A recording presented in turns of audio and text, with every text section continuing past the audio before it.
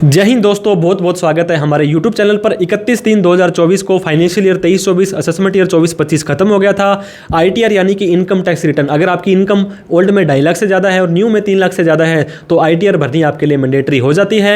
ITR 1 दोस्तों सबसे ज़्यादा भरे जाने वाला ITR का फॉर्म होता है, जिसके अंदर आप सैलरी या पेंशन की इनकम दिखा सकते हैं। एक मकान से या तो होम लोन की छूट ओल्ड में ले सकते हैं या उसका किराया दिखा सकते हैं। इनकम फ्रॉम अदर सोर्स में कोई भी FD की इनकम, सेविंग की इनकम, पार्ट टाइम इनकम कोई भी आप इसमें दिखा सकते हैं। तो ITR 1 आप कैसे अपनी खुद भर सकते हैं, practically live step by step हम आपको इस वीडियो में बताने वाले हैं। चाहे आप ओल्ड टैक्स रिजाइम में जाना चाहते हैं, चाहे न्यू में जाना चाहते हैं, बहुत ही इजी स्टेप से हम आपको ITR भर के दिखाने वाले हैं। तो देर ना करते हुए चलिए दोस्तों सीधे ही इनकम टैक्स के पोर्टल पर लेके जाते हैं और ITR 1 हम भरने वाले हैं।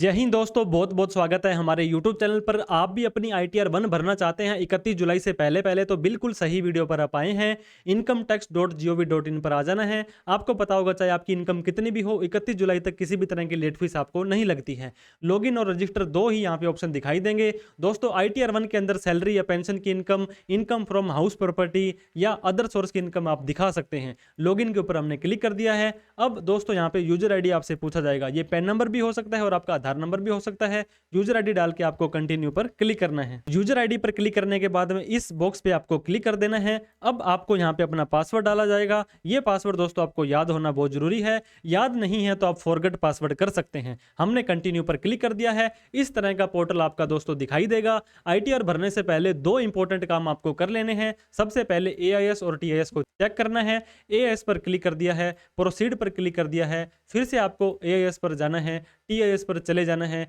नीचे जैसे आप आएंगे दोस्तों, सेविंग का ब्याज, FD का ब्याज, इसके बाद में किसी भी तरह की ऑनलाइन बिजनेस की ट्रांजैक्शंस, इसके बाद में शेयर मार्केट दोस्तों, क्रिप्टो की करेंसी, जो भी ट्रांजैक्शंस आपने किया था, क्रेडिट कार्ड का बिल, ये सारे के सारे ट्रांजैक्शंस आपके यहाँ पे शो हो जाएंगे। तो मेक श्योर करें जो भी ट्रांजैक्शंस आपके यहाँ पे शो हो रहे हैं उनको अपने ITR में दिखाना सुनिश्चित करें। इसके बाद में E file, income tax return, view form 26S में आपको आ जाना है। कन्फर्म पर आपको क्लिक कर देना है। आई एग्री पर क्लिक करके प्रोसीड कर देना है। व्यू टैक्स क्रेडिट पर चले जाना है। इसके बाद में असेसमेंट ईयर 24-25 यहाँ पे HTML व्यू डाउनलोड पर क्लिक कर देना है। तो दोस्तों यहाँ पे जितनी भी तरह की आपकी इनकम आ रही होगी वो सारी की सारी शो कर जाएगी। जिन्होंने भी आपका TDS काटा था वो सारा का सारा यहाँ पे शो हो जाएगा। इनको भी आप अपना दिखाना सुनिश्चित करें। इसके बाद में इनकम टैक्स पोर्टल पर हम आ गए हैं।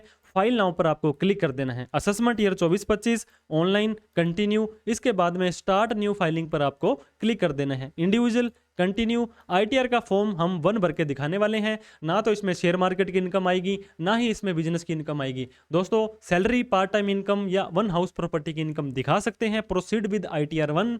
इसके बाद में ये कह रहा है कि आपकी न्यू टैक्स रिजाइम डिफॉल्ट है, जहां पर आपको HRA, home loan, ATC, ATD की छूट नहीं मिलने वाली है। तो ओके पर क्लिक करेंगे। लेट्स गेट स्टार्टेड पर क्लिक कर देंगे। ओल्ड टैक्स रिजाइम में 2.5 लाख से ज़्यादा, न्यू टैक्स रिजाइम में 3 लाख से ज़्यादा इनकम है तो ये सेलेक्ट करें। अदरवाइज अदर सेलेक्ट करके भी कंटिन्यू पर क्लिक कर दें। कोई टेंशन वाली बात नहीं है दोस्तों। अब ये आपको दे रहा है कि इस तरह का रेड कलर का मैसेज कहता है कि हमारे पास में आपका कुछ प्री फिल डेटा है जिसको कि हमने यहाँ पे दिखा दिया है। अगर फिर भी आप उसको चेंज करना चाहते हैं, मॉडिफाई करना चाहते हैं तो कर सकते हैं। ओके पर क्लिक करें। पर्सनल इन्फॉर्मेशन पे आपको क्लिक करना है। दोस्तों आपका नाम, डेट ऑफ बर्थ सब आ जाएगी, आपका एड्रेस सब आ जाएगा। इसके बाद में नेचर ऑफ एम्प्लॉयमेंट, अगर आपकी सैलरी या पेंशन की इनकम आ रही है, और सैलरी या पेंशन कौन दे रहा है, सेंट्रल गवर्नमेंट, स्टेट गवर्नमेंट, ये आपको समझ नहीं आ रहा है तो सिंपली अदर्स पर भी क्लिक कर सकते हैं। 31 जुलाई से पहले ITR भर रहे हैं तो 139(1), 31 जुलाई के बाद भर रहे हैं, 31 दिसंबर से पहले भर रहे हैं 139(4), भरी हुई रिटर्न को चेंज करना चाहते हैं तो 139(5). इसके बाद में एक और इंपॉर्टेंट क्वेश्चन दोस्तों, do you wish to exercise the option under section 115 BSA 6 of opting out of new tax regime.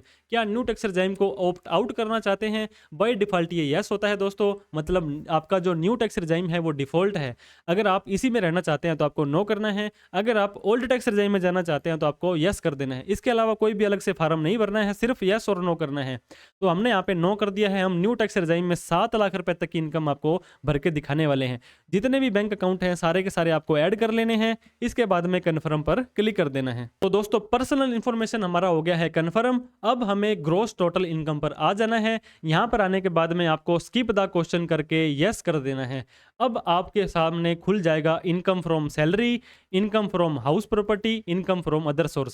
Salary या पेंशन की इनकम डालने के लिए एडिट पर क्लिक करना है। आपकी जितनी भी सैलरी या पेंशन आ रही है दोस्तों, सपोज करो हमारी यहाँ पे 4 लाख रुपए की सैलरी की इनकम आ रही है, इसमें एम्प्लॉयर का नेम एड्रेस डालने की जरूरत नहीं है। इसके बाद में आपको 50,000 रुपए की स्टैंडर्ड डिडक्शन मिल जाएगी। 3.5 लाख रुपए की आपकी इनकम दोस्तों यहाँ पे आ चुकी है। अब हमने सेव पर कर दिया है क्लिक। अगर आपकी सैलरी नहीं है तो कोई टेंशन वाली बात नहीं है, इसको स्किप करके आप नीचे आ जाएं।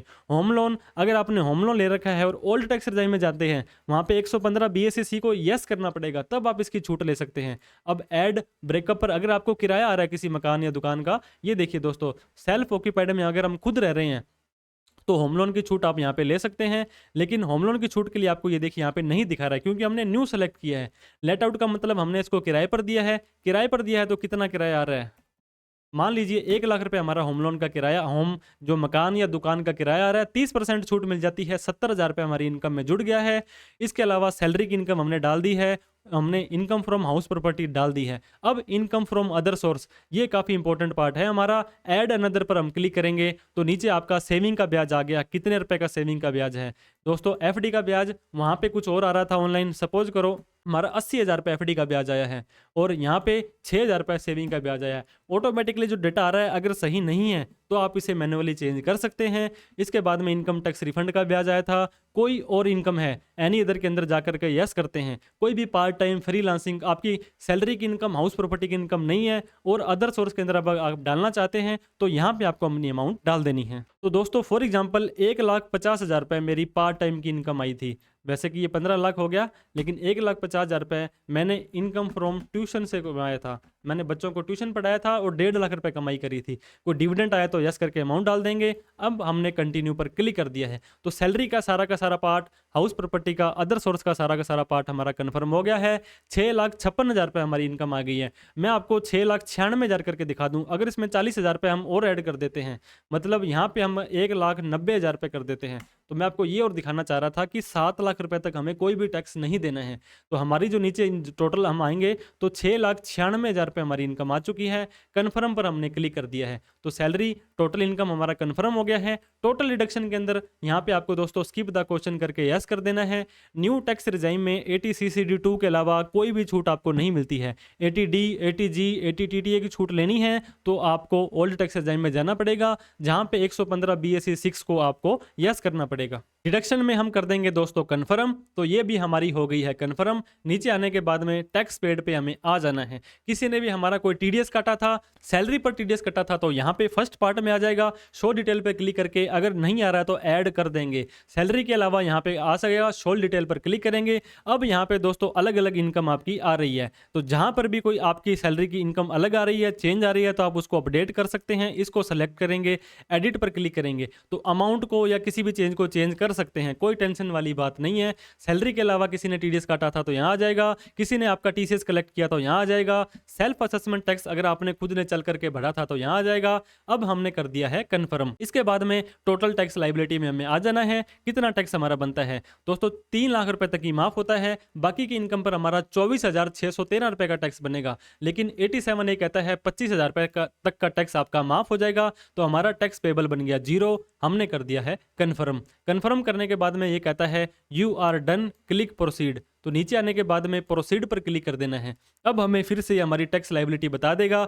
ये कहता है you are eligible for refund of 9580। तो ये तो बहुत ही अच्छी बात है कि हमारा जितना TDS कटा था हमारा वापस आ रहा है और हमारी मैक्सिमम भी हमने इनकम दिखा दी। आपका TDS नहीं कटा है तो यहाँ पे आ जाएगा 0। आपको ना ही टैक्स भरना है, ना ही टैक्स आपका रिफंड आएगा। प्रीव्यू रिटर्न पर आपको आ जाना है, आई एग्री पर आपको क्लिक करना है। नीचे आने के बाद में प्रोसीड टू प्रीव्यू पर आपको क्लिक कर देना है। जो भी आपने फॉर्म भरा था सारा का सारा फॉर्म डाउनलोड करके प्रिंट करके दे सकते हैं। बिल्कुल लास्ट में आने के बाद में प्रोसीड टू वैलिडेशन पर आपको आ जाना है। कोई भी कमी होगी दोस्तों तो आपको यहाँ पे दिखा देगा। उस कमी पर क्लिक करके आपको उस कमी को सही करके फिर से यहाँ पे आ जाना है। तो वैलिडेशन सक्सेसफुल आपका हो जाएगा।